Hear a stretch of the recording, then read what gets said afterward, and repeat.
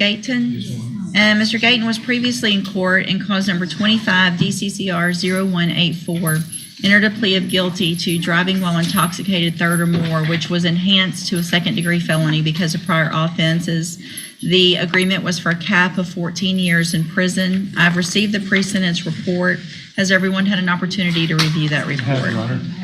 Okay, pause 14 years, that's not a slap on the wrist. That's a foolin' legal body slam. But here's where it gets interesting. Instead of locking him up immediately, the judge is actually considering alternatives. Keep that in mind, because the stakes are about to twist. Are there any additions or corrections? No, All right, Mr. Parker, you may proceed. Just some of my client's knowledge, I've given the court and the prosecutor a letter of support from Frank Maida. And I've received that and reviewed it as well. And, Your Honor, from talking to this man, talking to people that have known him, he is a good person that's just an alcoholic. And I think he was, I think he was pretty honest in his PSI. He talks about drinking at the age of 11, then 14, and then get to the point where he drank, at least a 12-pack regularly. He drank tequila and Crown Royal regularly until the point where he passed out and could never get enough. He's had several DWIs in the past. He's never had any kind of help at all.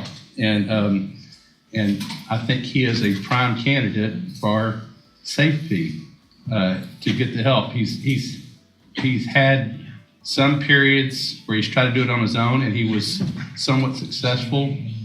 He cuts grass for a living for several people here in Beaumont. He has the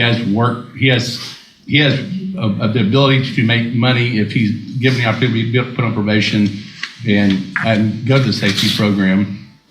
So he can do that. Legal insight time. What is SafeP? It's a Texas rehab-focused incarceration alternative. Think prison, but with therapy and structured defense, is angling hard for it, saying Alfredo's alcoholism, not malice, is the root problem. So what do you think should past trauma and addiction outweigh a long rap sheet? It looks like to me that the PSI is also in concurrence that he would benefit from SafeP. And I just think that's the best thing for him instead of just locking him up. Thank you, Mr. Parker. Ms. Malfino? Judge, I think it goes without saying that he certainly could use the help of safety. I think it also has to go without saying that prior to the criminal history that cannot be ignored. Obviously, of course, we'll defer to whatever the court deems appropriate. I respect Mr. Maida's letter. I take him at his word. But it's just difficult for me to argue both ways because I think he needs the help, but I also think we have the criminal history to take into consideration. And again, I think most of his criminal history is just drinking, and so many people have got the opportunity and it's worked for him, and he, not from anybody's fault, he's never got that help,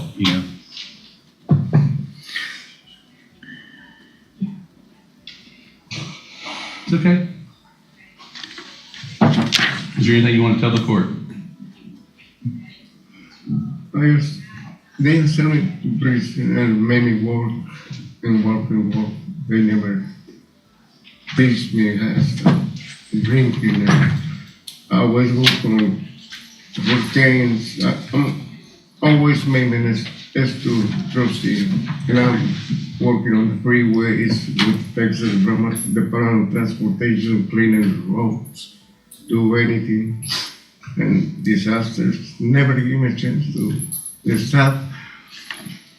But if you've gone to prison. This right here, this is one of the most emotional pivots in the hearing. Alfredo isn't just pleading. He's testifying to a lifetime of falling through the cracks. But watch closely, the judge isn't buying the "no one helped me" defense just yet. And honestly, after 70 DWIs, can you blame her? 3 prior times. Yes, ma'am. For DWIs. 3 times you've gone to prison. So this is your 4th felony DWI. Yes, ma'am. This is your... At some point, when you get out of prison, do you say, I need help, and I'm going to get help for myself, instead of saying somebody else didn't help me? I never had the chance. I have to look for work. But I know, but you have people like Yes. Attorney Maida. You could have said, hey, I need some help. You know people that can help me. I don't want to go back to prison. Well, finally, this time I end up on the right city with the right people. Create a really good reputation. I met Mr. Maida, Dr. Suri, and a lot of good people, and they check my background, and Mr. Maida said my wife and me discuss, and we willing to give an opportunity. I've been working for them for years now. You know, I just to make more clarity, I think that when he came here and he was working for the people around here, there were some things that he was doing, and he was not drinking. I don't remember the incident, but there was an episode where he started drinking again, and it was pretty close to the time frame of this. I'm not saying this is the only time, but he had started drinking again. And I don't take it that he was blaming anybody for not giving up. He just said he's never had that opportunity.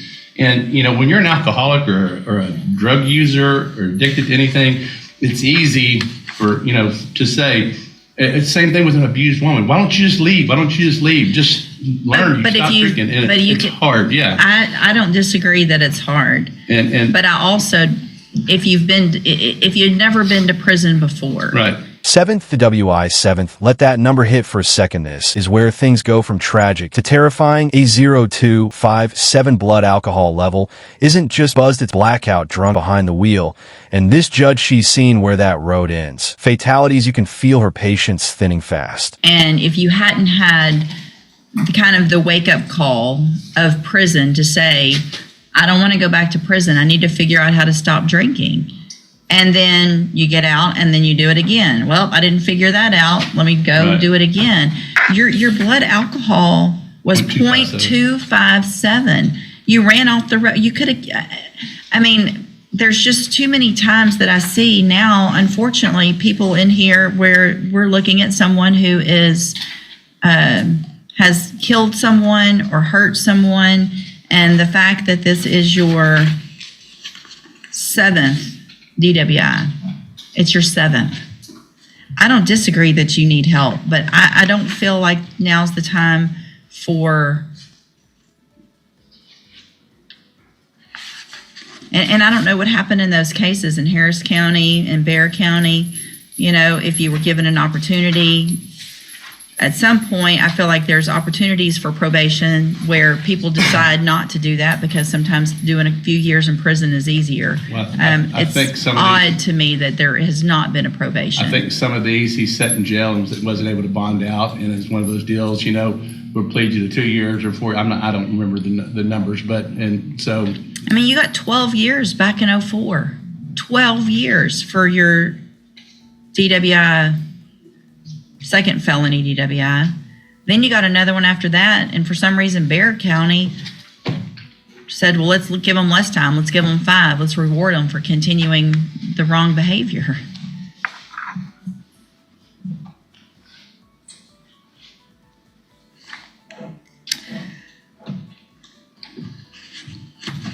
Anything else? I mean, the same thing. I just see people that, I mean, it's, you know, I concentrate solely on the fact that his criminal history is alcohol, and there are people that we've seen on their 4th or 5th that we've given safety to, or people that are on probation. People are on probation for DWI, and they violate the terms of probation by drinking, and they come back before, I mean, all these courts, and several times we say, hey, let's give you safety, you know. And I can make the same argument. You know, you just went to court. You know, I mean, I don't. I mean, I get it, but I don't get what people think. But I just think he's a prime candidate for safety, and he would benefit from it. He's a good person. He'll work. But I understand the court's position. Can I say something? Yeah, sure. I've been sober since then. I'm sorry? I've been sober since the accident. I moved to small chair. You've been sober since the accident?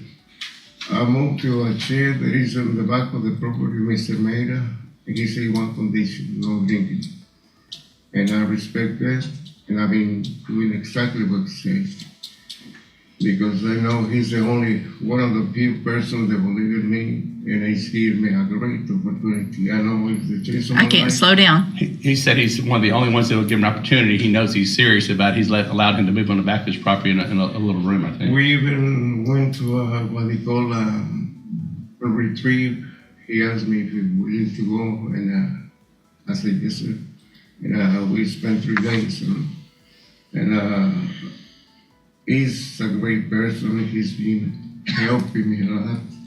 So here's the thing. If I even were to consider, which I'm not sure why I'm even considering, but I might, giving you a probation, you would not drive ever a vehicle. No, ma'am.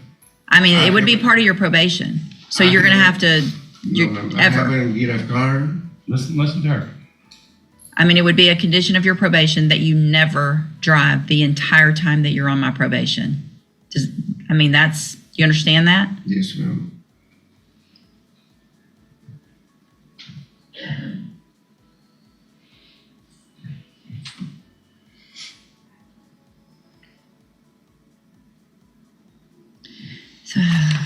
Judge, if it would help the court, I'd be happy to, try to get with the probation department and get with those other district attorney's office and see if there's ever been a probation on any of those cases that have been subsequently been violated. I think they typically are listed in here that way. Yes. And so it doesn't appear that there ever has been one. I guess one of my dilemmas now is if I do consider probation, it would have to be a straight probation and only for the 10. And I lose that opportunity that I have today to give up to 14 Well, you could years. possibly, one thing we could possibly do is sentence him to 10 over 10, give him 180 days up front and hold that in abeyance as a condition. I mean, which just extends it more. I mean, Nah, like a, I don't know that it really extends the time. It just gives them time Right. potentially. yeah. Okay, here's what I'm going to do, Mr. Gayton. I'm going to find that you entered your plea of guilty freely and voluntarily. I'm going to find sufficient evidence to find you guilty, and at this time find you guilty of driving while intoxicated. I'm going to give you an opportunity today that you have not had, but there's going to be some conditions on this probation, and you will be on 0 tolerance. And what that means is that any violation, is going This isn't mercy, it's a final warning dressed as a lifeline, 10 years hanging over his head, a breathalyzer strapped to his ankle, and not one drop of alcohol allowed, one misstep, and it's straight to prison. And here's the kicker, no plea deals on a violation, it's game over. going to get you right back in here with the sentence that I'm giving you today. I will make a notation. There will not be plea agreements on a motion to revoke your probation. If you violate and I find that you violated, that's it. You're done. Do you understand? So I'm going to sentence you to a term of 10 years in the institutional division of the Texas Department of Corrections, but I'm going to suspend that. You're on probation for 10 years. Yes, ma'am. I'm going to order as a condition of your probation that you enter and successfully complete the SafeP program, and that when you're released as part of the aftercare, you will then enter and successfully complete the JCDI program, which is an outpatient program. Yes, ma'am. You will be ordered not to drive any vehicle ever whatsoever. You will also be ordered to wear at all times a scram device. That's a device that will tell me if you have alcohol in your system. If you test positive on that, when you get out after SafeP and you test positive for alcohol, you will immediately be back in here and go into prison for 10 years. It's that simple. Yes, ma'am. It's the length of time that you have been an alcoholic. This is going to be a very difficult process, but either you want to do it and go through that difficult process, or you want to spend the rest of your life in prison. So that's going to be up to you. There's no, I relapsed and this is a difficult thing, and I understand that. This is it.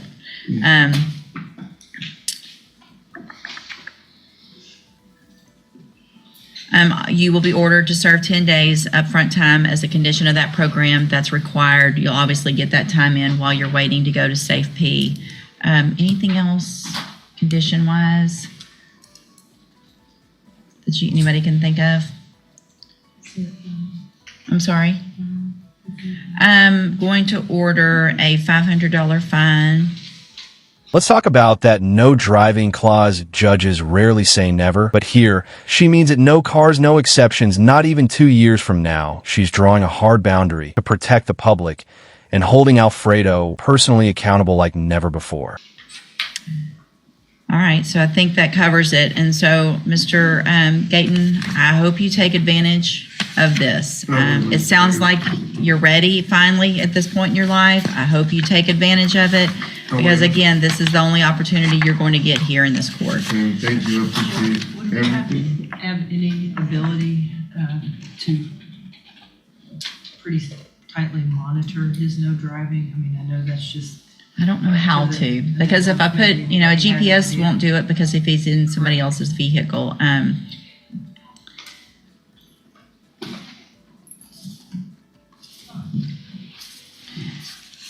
mean, I'm inclined to reach out to, Maybe some of those people who have reached yeah, out for him. so I'm inclined to reach out to Mr. Maida and explain to him I will explain to about him. the no driving, because I know Mr. Maida is the one that helped get him that vehicle in the first Right. place that ended up, I think, part of this wreck. Right. But when I say no driving, it doesn't mean in a couple of years I get some request that, hey, he's been doing great, let him drive. You're either riding with someone or you're on a bike or whatever else, or walking. And that is the most serious part of what I want and need to do to make sure that the community is safe. Do you understand? Yes, ma'am. Okay. I don't see the certification.